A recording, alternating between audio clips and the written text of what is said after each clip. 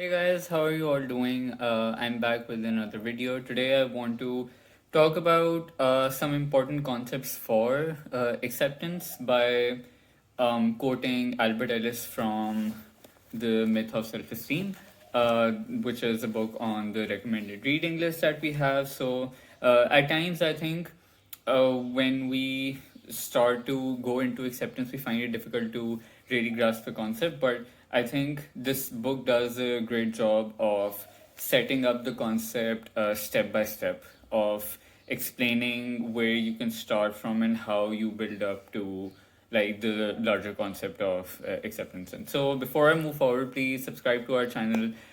Please like this video. Please leave comments if you want to contribute any of your opinions or your thoughts or feedback, or if you want any more video topics that you want us to cover, we'd be happy to have recommendations for that as well.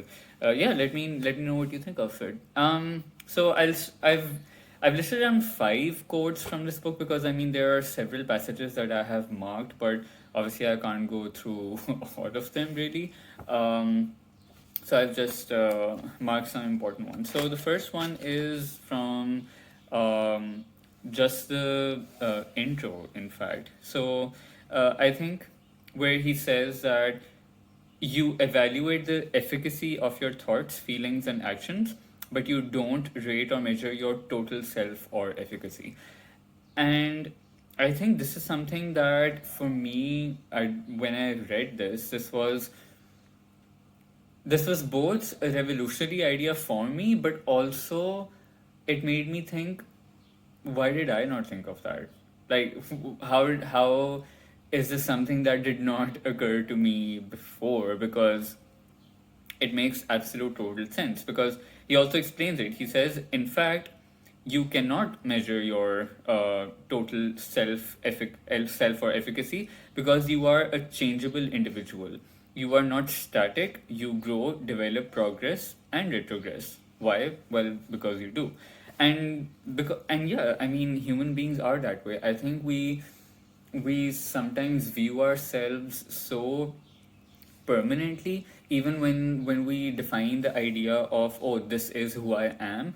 In our heads we have this false illusion of, oh, this is who I was, this is who I am, and this is who I forever will be. And I think that's where we are just out of touch with reality. Even if we believe that we are in touch with reality, I think we are out of touch with reality because we don't realize how much we have changed, how much we are still changing, and how much we will still change. Because our brain does pick up on a lot of things over the years, and it starts to mold the way we think, the way we perceive, the way we behave. If it did not do that, then I think no human would have any sort of evolution of any sort in any department in life. So, um, which is why when we even with OCD, when we have such a strong idea of, oh, this is who I am and I must not change, my life must not be different, I must not be different, that's, I mean, that's just a futile fight that you're fighting, because it's not true anyway. Even without you knowing, even without your uh, concerted effort, you will still change and evolve. And an extension of this is on page number 20, where he quotes Korzybski and says, berate some of your traits, but still give yourself unconditional self acceptance by recognizing that the part of you never can equal the whole.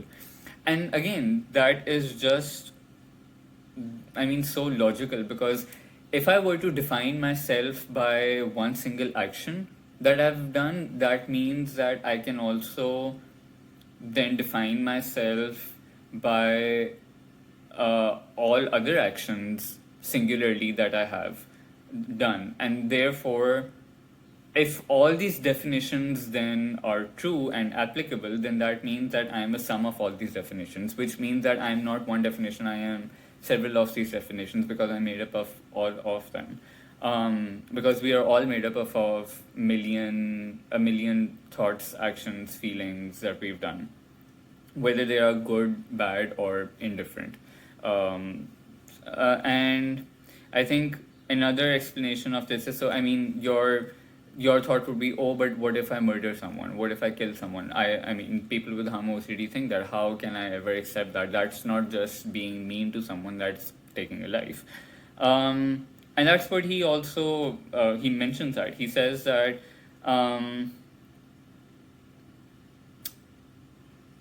where does it go? Like murdering or an innocent child or killing a large group of people is so heinous that it makes the murderer totally reprehensible and an evil person. No, no matter how bad your acts, they still don't equal your totality. They can't.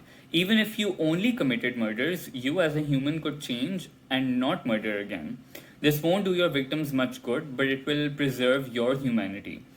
If you were Jesus, would you forgive Hitler and Stalin? Then he goes on to like just give other examples. But basically, what he's saying is that even if you were someone who had so far only done murders your entire life, you could obviously, I mean, it won't do your victims any good, but you as a person could still change and stop doing the murders. And obviously, you will be held accountable, and you should be held accountable, and you should like berate and disagree with murdering, because obviously it's not a good act. However, just the, like he says, just the humanity of changing is, I think just that idea to me is in some ways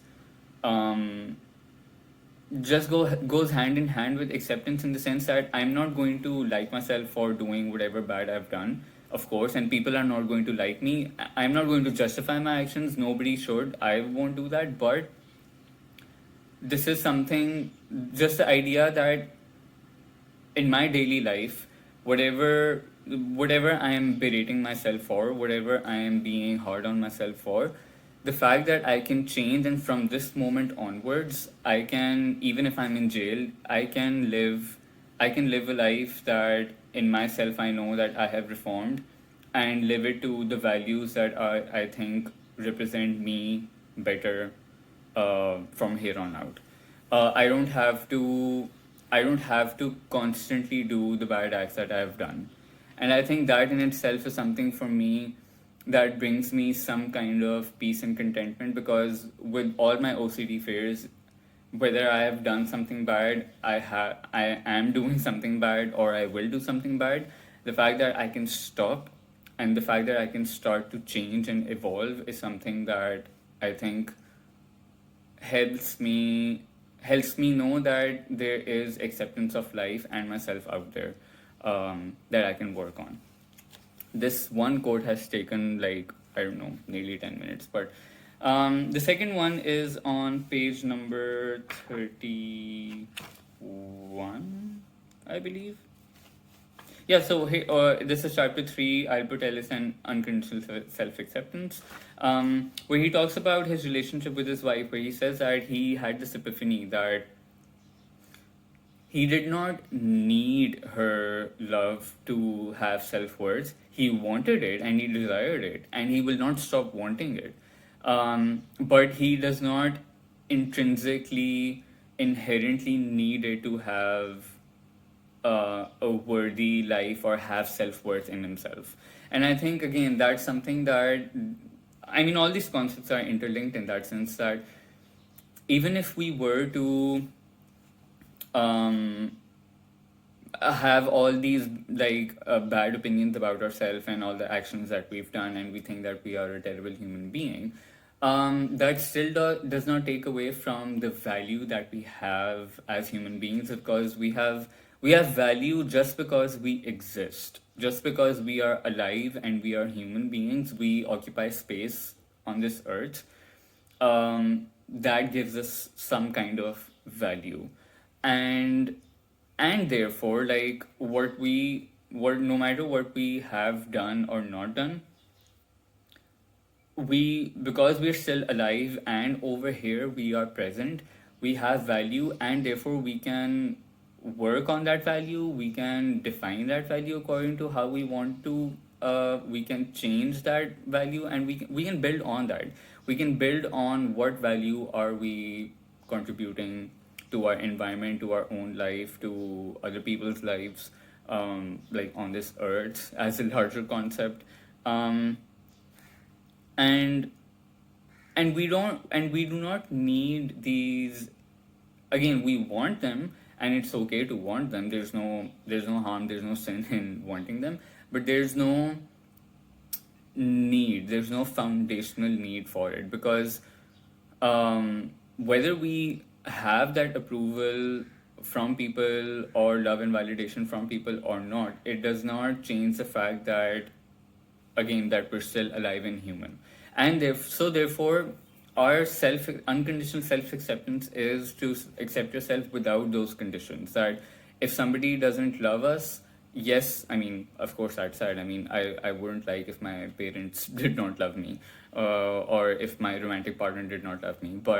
Um, but I mean, that can be true, as well as what can be true is that I don't need it and I can still work on my life. So both things can coexist. Both ideas, both concepts can coexist side by side. Um, and this is obviously, I mean, for our OCD people, this is like specifically very important. Um, is there anything else that I wanted to touch from this?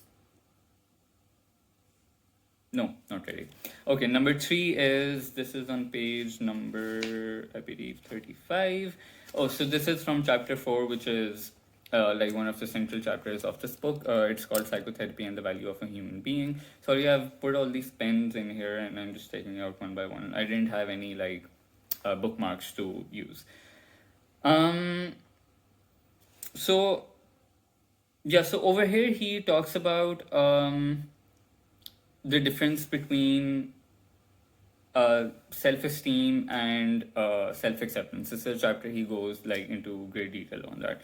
And here he talks about people who are hard on themselves, where he says that people frequently will focus so intensely on what a rotten person they are that they will distract themselves from problem solving and will become increasingly inefficient. So I think this is extremely important, because like with catastrophic thinking, we become like really hard on ourselves and we think we are just these, I mean, we're just an awful human being and individual, and that we don't deserve any good or any good in this world and any love or any of those things. But the problem over there is that, okay, while that might be true, our focus is so much on that we never think about ways that we can actually change. So we waste a lot of time, and we have a lot of time. We consume a lot of time just like thinking terribly of ourselves, that we fail to come up with strategies or ways that we can start to change our behaviors, change the way we think, change the way we form our relationships, any of those things. And because we never do that, therefore we stay in that same state of being like terrible to ourselves and having no compassion or empathy for ourselves. And then therefore continue to feel terrible about ourselves. So again, the idea, I mean, I very well know that when you are so bitter towards your own self, it is difficult to get that little bit of start to change yourself, little bit that push to do something differently, or the way you want to, because you think, oh my god, I'm not going to do this, because I mean, who am I to do this? I'm a hypocrite if I do this, because I'm a terrible person, so why am I even trying to be a good person? And so that kind of defeatist thinking, I would say, I mean, it is difficult to get past it. I mean, I've been there myself. Um, but there's no other way to start changing other than to make that first step. Even if it's completely, even if it's difficult, even if you feel like you don't deserve it, even if it makes you feel like you're like a hypocrite or any of those things. Because like I've spoken before as well, I mean, we as human beings, I mean, just because we are made up of human cells that are constantly replicating, and some of them are dying, and we are constantly evolving and growing as people, and our brain and our cognitions are developing over time. Our emotions are developing over time. We have that capacity to change with that, and we have to take that opportunity with every single lesson that we have in life. um, it's up to us whether we implement those lessons or we don't implement them. If we stay static, that's mostly on us, because ultimately, even recovery is on us. It's our responsibility, and no one else can make us recover um, other than ourselves. And over here, like, I will also say that, I mean, when we are so down on ourselves for being terrible people, um, when we think that we are just absolutely rotten and we have absolutely no hope, um, again, rather than focusing on that, because I mean, okay, you can take your time to be rotten about it. You can take your time to just be absolutely terrible to yourself. Sure. However, doing that for an extended period of time again has no utility, and it makes you feel layers of feeling terrible keep getting added on. So instead, we draw from those experiences, we learn lessons from those experiences, and over time, when we focus more on the lessons that we derive and we apply them to our daily life, that kind of hurt, that kind of bitterness, that inner kind of wound that we carry with ourselves, that starts to fade a little bit. So even with myself, I think there are some things in my life that I have done terribly wrong. There have been some terrible mistakes that I have made in my life.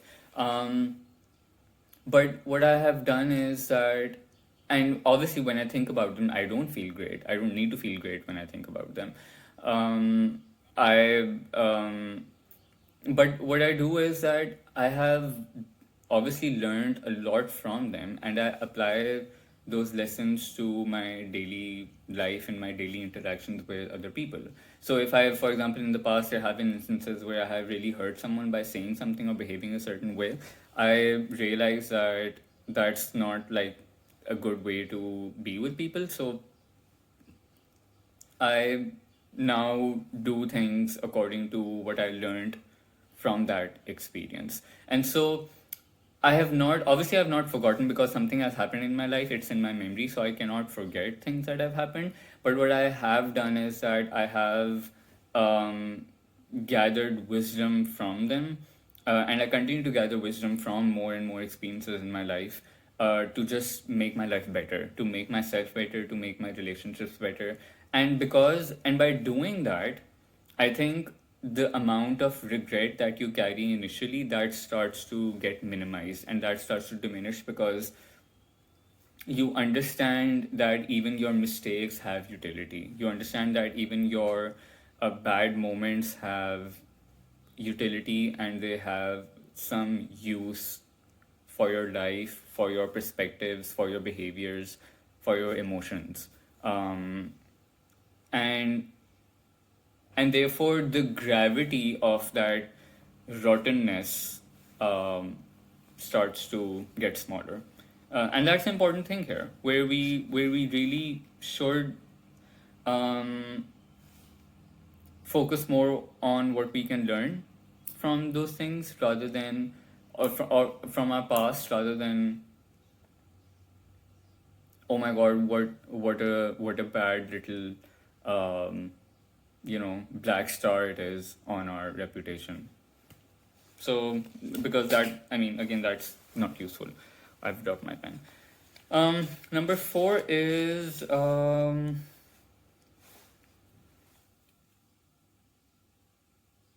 yeah. So over here, he like really goes into and separates the self-esteem and self-acceptance debate, where he says that since the individual's self-acceptance seems to depend on, number one, her succeeding or achieving reasonably well in society, and on number two, her having good relations with others, how can she be helped to accomplish these two goals and thereby to achieve self-esteem? So I think where a lot of conversations that happen regarding self-esteem or trying to cheer people up is when people say, oh no, but look at all these great things that you have achieved in your life, where you have a great job, you have a great relationship, you have this much money, or you have gathered all these awards or distinctions or whatever it is. And sure, those have value. It's not to say that those don't have any sort of value at all, but to define your standing in your life within your own perspective, within your own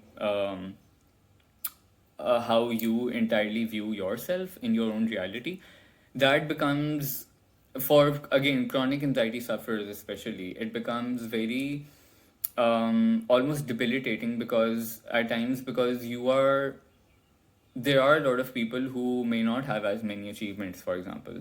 So the idea that your achievements or the honors that you've gathered in your life give you that self-esteem is then problematic, because that's not sustainable. That's not, because then there's always that drive to achieve more. There's always that drive to have more, because then if you don't have that, if you don't have that high next bar, then your self-esteem is low, then your self-worth becomes low. So again, I think the idea that your value exists because of you being a human and you being alive is useful, because it also kind of takes the pressure off of yourself to achieve, and therefore that makes you then achieve. I don't know how to exactly put it. I mean, it's a it kind of has an opposite effect, because you don't have that much pressure on yourself to